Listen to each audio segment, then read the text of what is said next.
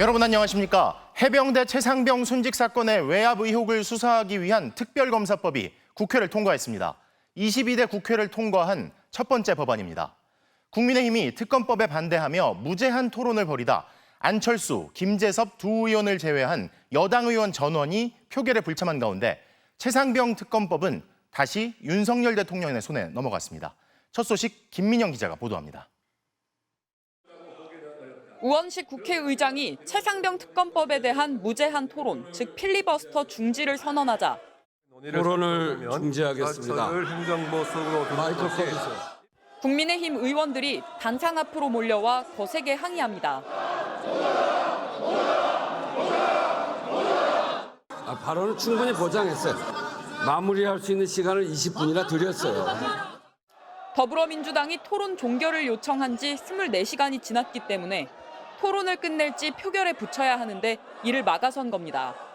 토론 종결 동의의 건을 표결하는데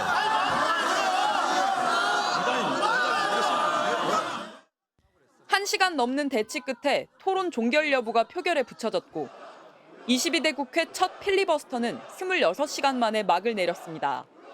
국민의힘 의원들은 의사진행에 반발하며 집단으로 퇴장했고 곧바로 최상병 특검법은 야권의 주도로 다시 한번 국회 본회의를 통과했습니다. 찬성 189표, 반대 1표였습니다. 국민의힘에서 표결에 참석한 의원은 2명. 찬성 입장을 밝혀온 안철수 의원은 찬성표를 던졌습니다. 국민 편에 다가서는 것이 단기적으로는 힘들더라도 장기적으로 우리 당을 위한 길이라고 생각합니다. 반면 특검 필요성에 공감한다고 밝혀온 김재섭 의원은 한동훈 당대표 후보가 제안한 제3자 추천 자체 특검법을 논의해야 한다며 반대표를 던졌습니다. 윤석열 대통령의 거부권 행사가 확실시되는데 이번에도 국민의힘 이탈표 규모가 관심입니다. 300명 전원이 참여할 경우 재의결을 위해선 3분의 2, 200표가 필요한데 범야권 192석으로는 8표가 부족합니다. 22대 국회 첫 법안으로 최상병 특검법은 다시 윤석열 대통령 손에 넘어갔습니다.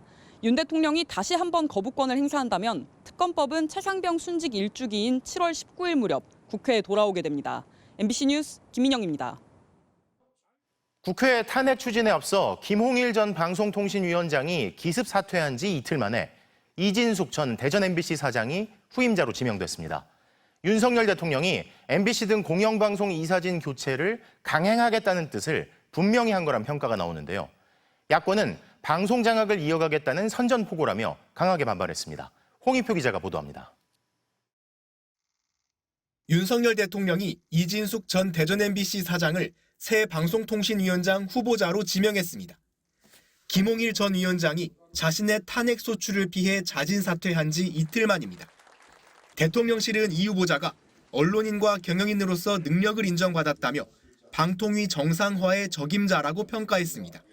방송통신위원회 운영을 정상화하고 미디어의 공정성과 공공성을 확보하여 방송에 대한 국민의 신뢰를 회복해 나갈 적임자입니다.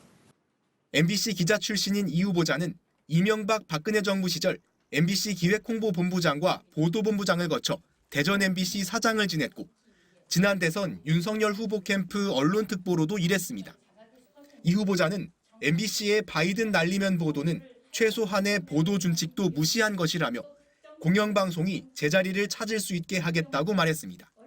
방송이 지금은 공기가 아니라 흉기라고 불리기도 합니다. 특히 공영방송이 그런 비판을 받고 있습니다. 야권은 이 후보자는 MBC 노조 탄압의 전면에 섰던 인물이자 세월호 전원구조 오보 당시 보도본부장이라며 지명 철회를 요구했습니다. 방송 장악을 이어가겠다는 대국민 선전포고와 다름없습니다.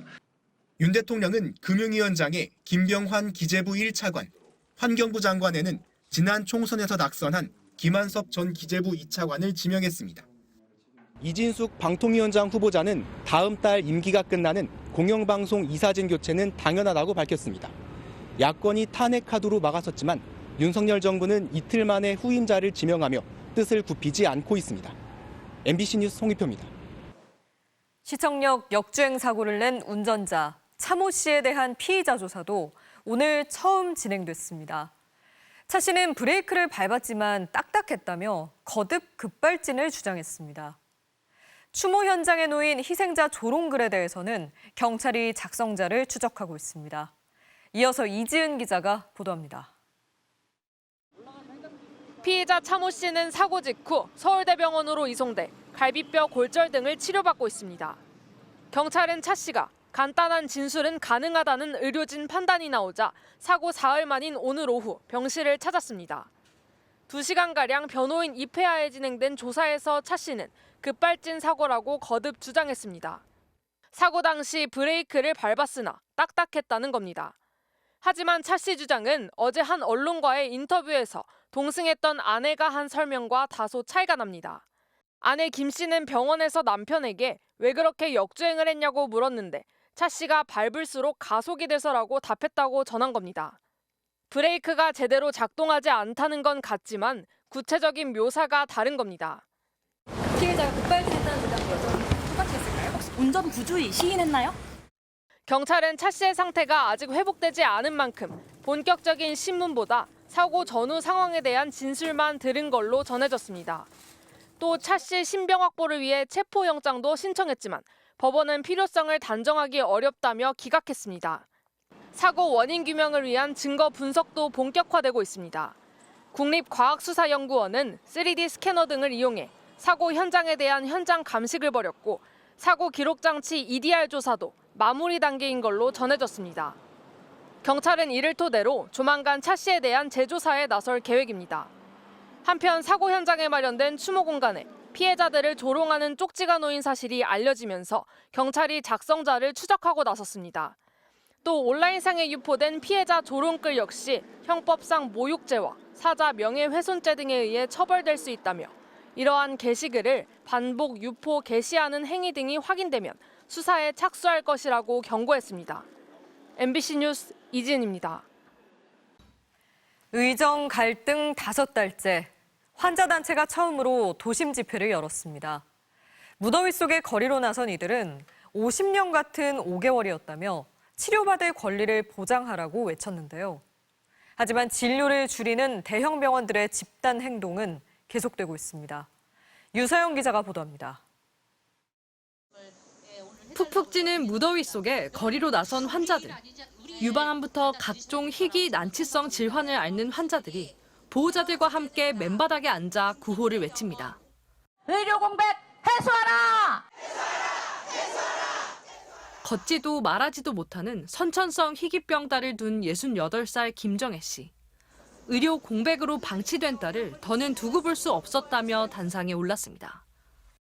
언니는 앞으로도 의사 선생님들의 도움이 절실하게 필요합니다. 의정 갈 듯 어느덧 5개월이 접어들었습니다. 우리에겐 50년 같은 5개월이었습니다. 절박한 마음에 삭발까지 감행한 엄마는 끝내 울분을 토해냈습니다.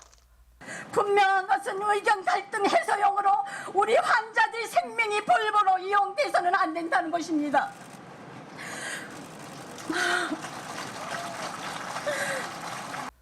의정 갈등 이후 환자단체들의 첫 대규모 집회.